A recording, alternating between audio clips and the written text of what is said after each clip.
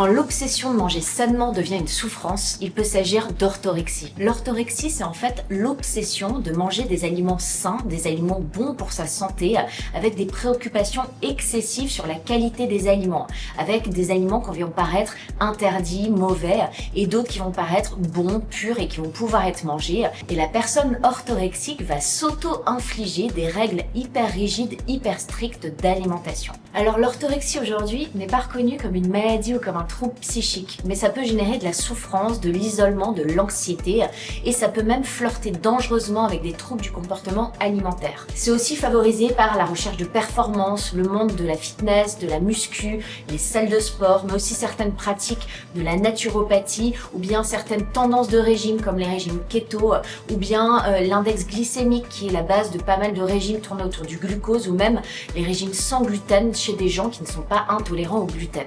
Évidemment, on ne critique absolument pas l'idée de manger sainement. Il n'y a pas de problème à essayer de faire attention à son alimentation, à essayer de manger mieux. C'est pas du tout le sujet de l'orthorexie.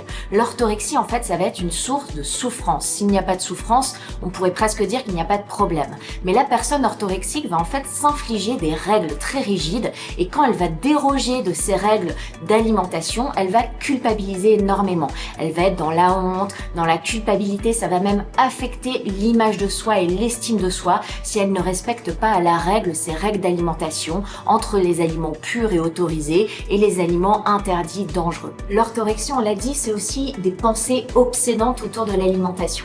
Et la personne va en fait passer beaucoup de temps à penser à l'alimentation, à penser à ce qu'elle va pouvoir préparer, aux aliments qu'elle va réussir à trouver, à ce qu'elle va pouvoir manger. Et ça peut même devenir une angoisse d'aller au restaurant, d'aller manger chez des gens quand on ne sait pas comment les aliments sont préparés, parce que en plus de la qualité de l'aliment, c'est aussi la manière de le préparer. Donc ça peut être très compliqué à gérer dans une vie quotidienne, et ça peut même mener à l'isolement et à la réduction en fait des activités sociales, et la personne peut vraiment entrer dans un état de souffrance. Souvent, l'orthorexie, ça s'inscrit aussi dans une recherche comme ça de contrôle, de perfection. La personne a de fortes exigences envers elle-même, et c'est ça en fait qui va affecter après l'estime de soi quand la personne n'est pas capable de suivre ce régime très strict.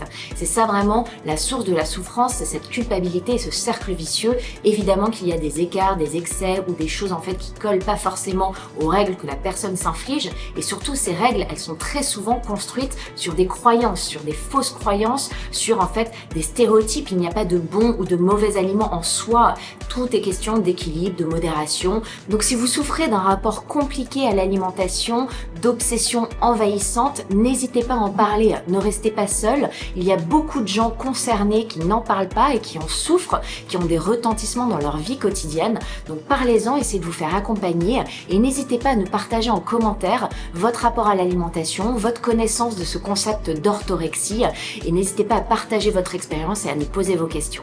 On se retrouve très vite pour un nouveau tips. N'oubliez pas de vous abonner et de rester avec nous.